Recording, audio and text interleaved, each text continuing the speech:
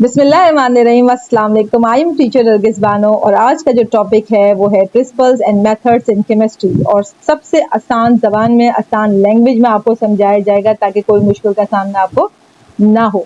अब आप सब जानते हैं 9th ग्रेड में आप पढ़ के आ चुके हैं कि what is chemistry. You know that कि chemistry is a branch of science which deals with the composition and properties of the matter and the chemical changes, physical changes involved in the matter. Basically अगर आपको science पढ़ना है तो science community के साथ अगर काम करना है तो आपको कुछ रूल्स, कुछ मेथड्स और जो है कुछ टेक्निक्स को आपको फॉलो करना पड़ता है, वो मस्ट है। तो उसके लिए आप क्या करते हैं, तो हम देखते हैं कि व्हाट आर द मेथड्स और what are the principles in the chemistry. तो सबसे पहला मेथड जो हमें फॉलो करना पड़ता है या रूल है वो है conservation of mass and energy. हम सब जानते हैं कि केमिस्ट्री के अंदर कंजर्वेशन ऑफ मास को अगर सिर्फ मैं देखूं तो कंजर्वेशन ऑफ मास का मतलब है कि मास can neither be created not destroyed in a close system since it goes with the energy also. Energy के साथ भी यही है कि energy can neither be created not destroyed in a chemical reaction और इन अ क्लोज सिस्टम। अब लफ्ज ये जो क्लोज सिस्टम है, बच्चे अक्सर पूछते हैं कि क्लोज सिस्टम क्या है। Close system is a system जिसमें हीट एनर्जी या हीट एनर्जी वर्क यानी कि एक्सचेंज तो हो रही है, बट वो सराउंडिंग के अंदर जो है ना आपका मटेरियल स्केप नहीं कर पाता है। तो कहने का मकसद ये है कि जो आपका conservation of mass and energy है, तो अगर आप उसकी स्टेटमेंट देखें तो उससे ये पता चलता है कि मास और energy can not be created और not destroyed in a close system. तो एक क्लोज सिस्टम में ना तो मास और एनर्जी दोनों जो है क्रिएट भी नहीं कर सकते, ना ही इसको डिस्ट्रॉय कर सकते हैं।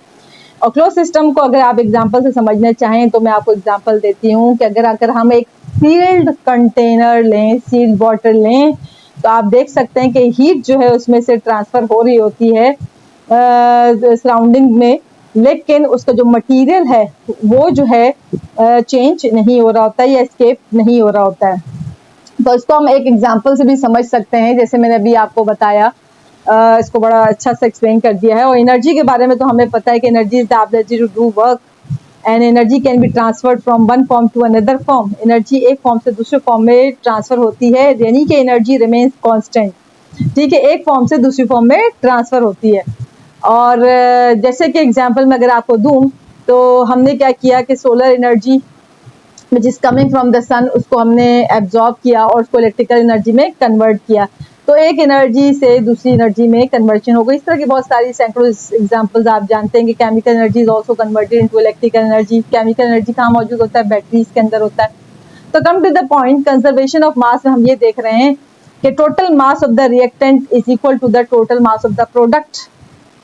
तो अगर हम ये स्टेटमेंट देखें कंजर्वेशन ऑफ मास का, तो कहता है कि ड्यूरिंग अ केमिकल रिएक्शन जो total mass of the reactant है वो इक्वल रहेगा हमेशा total mass of the product. और वाटर की एग्जांपल अगर हम देखें तो बैलेंस केमिकल इक्वेशन भी आपको लिखनी होगी। हाइड्रोजन गैस और ऑक्सीजन गैस कंबाइन हो रहे हैं तो आप देख सकते हैं कि वाटर बन रहा है। और अगर आप ये देखें, हाइड्रोजन का मास होता है 1, तो अगर आप मल्टीप्लाई करें मोल्स को तो 2 2 ज़ा 4 और 4 को मल्टीप्लाई करें अगर 1 से, जो कि इसका मास है, तो 4 1 ज़ा 4 हो गया रिएक्टेंट साइड पे। इसी तरह ऑक्सीजन में अगर आप देखें तो 16 2 ज़ा 32, ऑक्सीजन का मास है 16 और 16 को 2 से मल्टीप्लाई किया तो 32। तो 32 और वो जो 4 1 ज़ा 4 किया था, तो 32 और 4 कितना हो गया? 36 ग्राम रिएक्टेंट का मास हो गया। इसी तरह प्रोडक्ट में आए तो वही सेम प्रोसीजर, 2 2 ज़ा 4, 4 को 1 से मल्टीप्लाई किया, 1 क्या जी है? Atomic mass of the hydrogen. 2 2 ज़ा 4, 4 1 ज़ा 4 और 16 टू द 32, दोनों को ऐड अप करेंगे तो 36 ग्राम आ जाएगा। तो कहने का मकसद ये था कि total mass of the reactant is always equal to the total mass of the product. तो जब भी कोई भी केमिकल रिएक्शन होता है, you have to write the balance chemical equation. और फिर आप देखते हैं कि जो रिएक्टेंट का मास था वो प्रोडक्ट के मास के इक्वल हो गया। तो इन शॉर्ट इसको कंक्लूड करें तो हुआ क्या? कंजर्वेशन ऑफ मास एनर्जी में हम ये कह रहे हैं कि mass and energy remains constant, मतलब it can neither be created not destroyed in a close system. और फिर मैंने आपको वाटर की एग्जांपल भी दे दी। तो चलें आगे चलते हैं। चलें जी, अब आ गया नेक्स्ट जो हमारा रूल, जो मेथड और जो टेक्निक है वो है using observation and logical thinking. अब सवाल ये उठता है कि ऑब्जर्वेशन से क्या मुराद है। ऑब्जर्वेशन से मुराद ये है कि हम किसी भी चीज़ को ऑब्जर्व करते हैं थ्रू एक्सपेरिमेंट्स, थ्रू रिजल्ट्स, और फिर we are using our 5 senses, और फिर हम 5 सेंसेस को यूज करके हम जो है ऑब्जर्व करते हैं चीज़ों को, फिर हम उसके फैक्ट्स को कलेक्ट करते हैं। ठीक हो गया। और अभी मैंने आपको बताया कि ऑब्जर्वेशन कलेक्ट होती है थ्रू द सेंसेस और through the by using tools. तो फिर हम टूल्स भी यूज करते हैं। तो ऑब्जर्वेशन में क्या हुआ कि एक्सपेरिमेंट और रिजल्ट को आपने आपने डेटा एनालाइज किया, उसके फैक्ट्स को जमा किया। अब जैसे अब हम अगर ऑब्जर्वेशन की बात कर रहे हैं तो आप देखते हैं कि जब कोई भी आप केमिकल रिएक्शन आप देख करते हैं और उसमें कलर चेंज आ जाता है, वो आपकी ऑब्जर्वेशन हो गई कि हमने ऑब्जर्व किया कि during a chemical reaction a colour is change. और फिर जैसे आजकल टेम्परेचर राइज हो रहा है, वो हमारी ऑब्जर्वेशन है। इसी तरह बहुत सारी एग्जांपल हो सकती है, ये हमारी ऑब्जर्वेशन है। अब आ जाते हैं लॉजिकल थिंकिंग पे। अब लॉजिकल थिंकिंग क्या होता है कि लॉजिकल थिंकिंग बेसिकली ये होता है कि you have to give reason for your facts which you have collected through the experiments और द डेटा। तो आप उसकी रीजनिंग पे बात करते हैं, आप देखते हैं कि व्हाट हैपेंड, आप सोचते हैं कि ये ऐसा क्यों हो रहा है।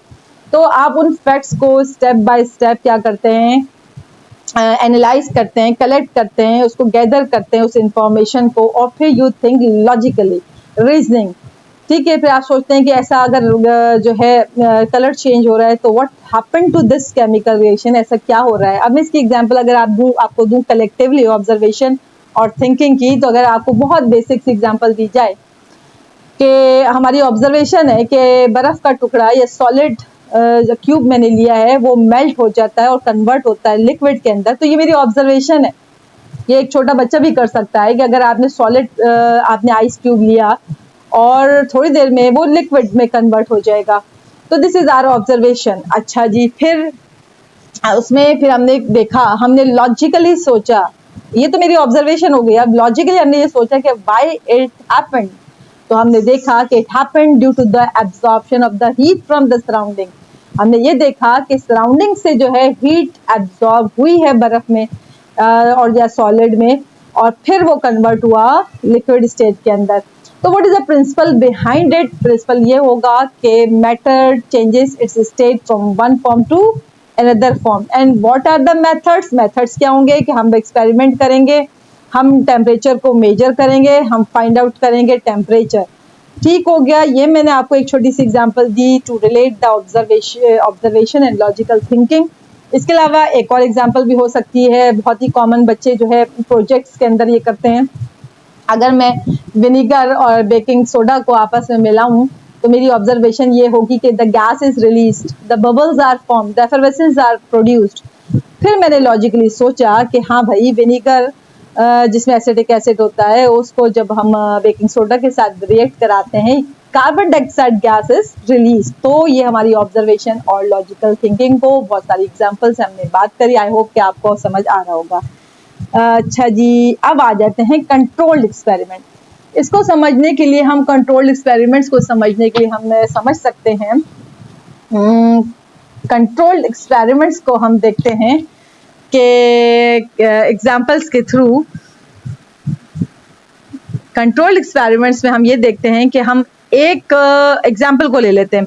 ठीक है, हमने देखा कि तो अगर मैं आपको दूं, what is the effect of temperature on the rate of reaction, तो इफेक्ट ऑफ टेम्परेचर क्या होगा रेट ऑफ रिएक्शन पे। तो हम ये देखते हैं कि जैसे जैसे टेम्परेचर हम देते हैं तो rate of reaction becomes fast. Usually ऐसे ही होता है यूजुअली। तो जैसे जैसे हमने टेम्परेचर दिया, टेम्परेचर को इंक्रीज करते हैं, रिएक्शन का जो रेट है इट बिकम्स फास्ट, यानी कि रिएक्शन जो है स्पीड अप हो जाता है by increasing the temperature. But other things are kept constant. कुछ चीजें हम कांस्टेंट रख लेते हैं, जैसे कि कंसंट्रेशन, जैसे कि कंटेनर, जैसे कि मेथड, जैसे कि प्रेशर। तो कुछ चीजें जो हम कांस्टेंट रख लेते हैं और जिनको चेंज नहीं करते हैं, और टेम्परेचर जिसको हम चेंज किए जा रहे हैं और हम देखे जा रहे हैं with the increase of the temperature rate of reaction is also increasing. तो this is called control experiment in which one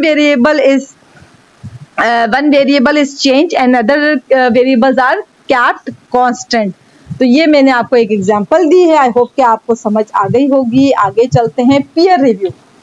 peer review भाई बड़ा आसान है, जैसे कि आपके स्कूल्स में भी पीयर चेकिंग कराते होंगे टीचर्स। पीयर चेकिंग का मतलब है कि अगर एक छोटा सा टेस्ट लिया है तो मैं अगर किसी के साथ बैठी हूँ तो मेरा काम मेरा दोस्त चेक करेगा और उसका काम मैं चेक करूंगी। This is a peer checking. इसी तरह पीयर रिव्यू के अंदर भी यही है कि the scientist work is checked by its community, by his community, यानी कि साइंटिस्ट का वर्क एक्सपर्ट्स चेक करेंगे। Scientist work is reviewed and checked by the other scientist और the community of the scientist, यानी आसान जबान में expert work is checked by the expert community और या फिर साइंटिस्ट। तो फिर क्यों ये ऐसा क्यों किया जाता है, what is the significance behind it, ताकि जो है जो पब्लिश होने से पहले, जर्नल्स में पब्लिश होने से पहले, बुक्स में पब्लिश होने से पहले वो क्या हो, एरर फ्री हो, तो उसमें कोई एरर्स ना हो। तो पीयर रिव्यू बड़ा आसान है, as the name indicate, scientist work is checked by the experts before it is published in the books और journals so that the work should be error free. If there is any kind of error, scientist asked to fix it. सही है। अब इसकी significance जैसे कि मैंने बताई भी है और लिखी भी है, to ensure the accuracy and reliability, ताकि एक्यूरेसी हो, रिलायबिलिटी हो और 100% जो उसके फैक्ट्स हैं, जो रिजल्ट हैं, जो कंक्लूजन, जो एनालिसिस है, जो डेटा है, जो एक्सपेरिमेंट है, वो बिल्कुल परफेक्ट हो, ठीक है, एरर फ्री हो। सही हो गया जी। आगे चलें जी। Being objective. बीइंग ऑब्जेक्टिव का मतलब ये है कि अगर साइंटिस्ट ने एक्सपेरिमेंट्स किया, कंक्लूड किया रिजल्ट, और अब वो जब पीयर ऑब्जर्वेशन के पास आ गया तो हम बाइस ना हो, हम ये ना देखें कि अगर ये मेरा, अगर मैं साइंटिस्ट हूँ, मैं ये ना देखूं कि ये जो है ना मेरी से दोस्ती है तो मैंने कहा हाँ सही है, या अगर मेरी दुश्मनी है तो मैंने कहा अरे ये तो काम गलत है। तो आपने बीइंग अ साइंटिस्ट वो क्या करते हैं कि वो बाइस नहीं होते। बीइंग अ साइंटिस्ट वो एक्सपेक्टेशन वैल्यू, जो मैंने एक्सपेक्ट की थी वैल्यू या मेरे ओपिनियन वाली वैल्यू नहीं होनी चाहिए। थ्रू एक्सपेरिमेंट जो डेटा, जो एनालिसिस आया है उससे वो बेस करते हैं अपने ओपिनियन को। तो उसमें कोई एक्सपेक्टेशंस, ओपिनियंस, कोई राय या कोई बाइस होके जो है आप ओपिनियन नहीं दे सकते। Through measurements, through experiment, through result, through conclusion जो है आप अपने रिव्यू देते हैं। सही हो गया जी। आ जाते हैं जी नेक्स्ट टॉपिक पे। अगर हम इसको कंक्लूड करें तो chemistry follow clear principles and methods, observation, logic and objectivity are key, and there is a quote, chemistry is the bridge between the known and the unknown. So I hope कि आज का आपको topic अच्छा समझ में आया होगा, लेकिन अगर फिर भी आपको लगता है कि कोई कॉन्सेप्ट आपका थोड़ा सा वीक रह रहा है तो लेट मी नो। आज के लिए बस इतना ही, मेरी तरफ से अल्लाह हाफिज।